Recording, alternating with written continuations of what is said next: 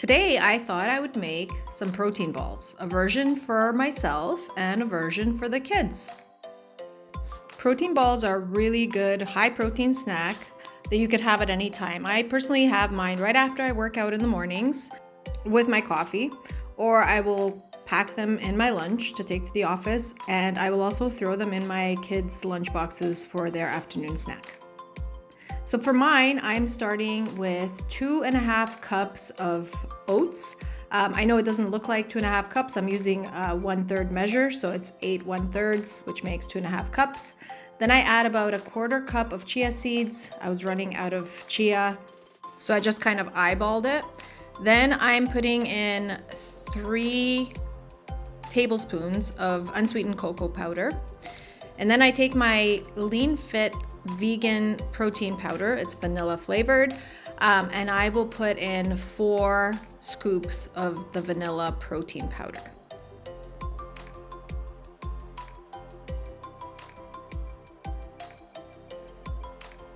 As you can see, protein powder kind of gets all over you, but that's okay. It's really tasty, and I like to use this flavor in most of my bakes because it's very neutral flavored. Then I take 1/2 cup of powdered peanut butter, followed by 1/2 cup of regular peanut butter. Now, I used to use a full cup of peanut butter, but because I'm trying to be a little more calorie conscious, I've switched it to half and half. And of course, you can use natural peanut butter, and I did not have any on me this day, so I just used the one that I use for my kids. And typically, you can also make your own peanut butter, which I have also done.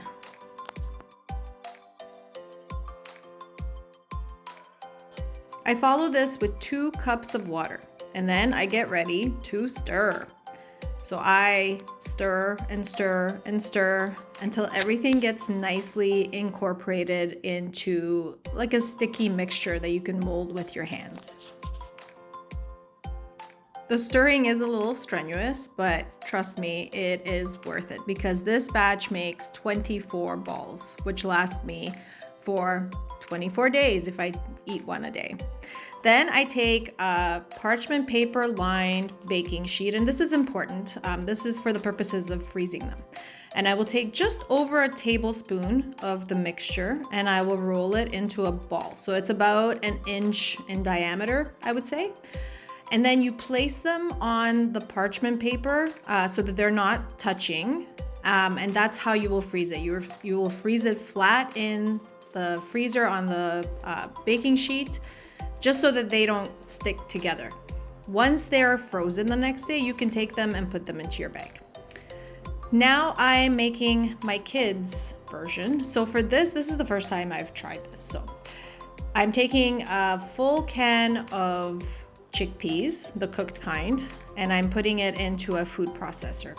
Then I'm taking 1/4 cup of honey. Again, I'm running out of honey in this jar, but there was about 1/4 cup, so I've just poured everything in there. But it is 1/4 cup of honey. And for them, because they attend a nut-free school, I'm using wow butter instead of peanut butter. And I'm taking about 1/4 cup of the wow butter. And you can see me talking here to somebody. I'm actually talking to my children. They're watching me film. And if you can read lips, I'm telling them to stay where they are because I don't like to post my children on social media or anything like that. So I was telling them to stay where they were. I'm adding a little bit of vanilla extract. And I also did put in 3 tablespoons of the unsweetened cocoa powder. And I start blending it all up. Then I will, after about, 30 seconds to a minute of blending, I will scrape the sides of the blender just to make sure I got everything.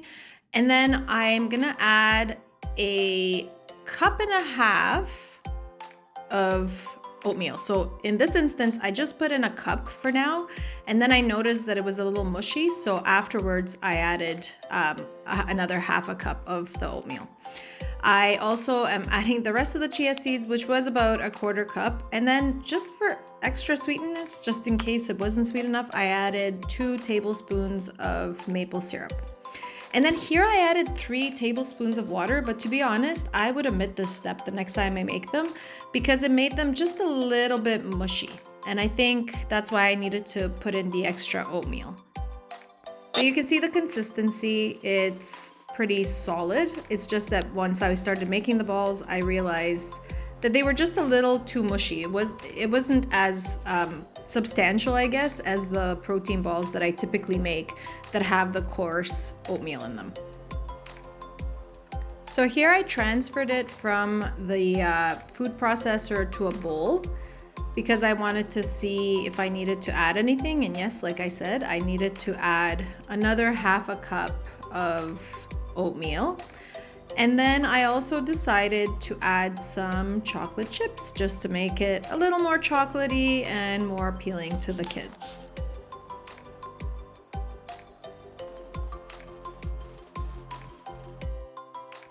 And yes, I tasted my creation. I try everything before I post the recipe for it. I want to make sure that it's good, and this one was really tasty. I really enjoyed the flavor of it. So there I am adding chocolate chips. I would say about a quarter, just under a quarter cup. You can add more, but I thought a quarter cup was okay because it already had a lot of chocolate flavor from the unsweetened cocoa powder. So then I stir it all in just to make sure everything's incorporated and even. And this is where I was adding the additional half a cup of oatmeal just to make it a little more substantial. And I will be honest with you, one of my children really liked these balls, the other one did not, and I think it was a texture thing. So if you think that it's a better idea to maybe not blend the oats, just comment below. I know there are some picky eaters and they might prefer a coarser texture, but I was also thinking that maybe this would be a really good recipe if you have a toddler because they are very soft and very easy to eat. So if you make smaller balls, I think it would be a great toddler snack. So here I am rolling them into balls about the same size, an inch in diameter, and again placing it on a baking sheet just to be frozen in the freezer individually so that it does not stick together. I have done it before where I've made protein balls and I just put them directly in a freezer bag and put them in the freezer and they stuck together, and then it's really hard to unfreeze them.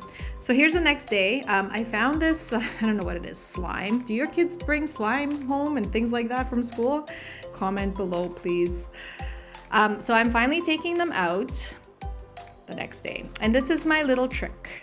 So for their lunches, what I do is I will take it directly from the freezer and I will put it in a little Ziploc bag, or I will wrap it in some saran wrap and put it directly into their lunch boxes. And the reason I do this is because by the time they have this for their afternoon snack, it's like a perfect temperature. It's cold, but not frozen. So it's just like a really good consistency. So this is my little trick for how I pack them for lunches. And then I am now taking them off the baking sheet and I'm putting them into the bags, and I'm gonna stick this back in the freezer, and I will have these for, maybe 2 or 3 weeks. See both recipes below and follow me for more mom-friendly and kid-friendly meal ideas that fit real life. Enjoy!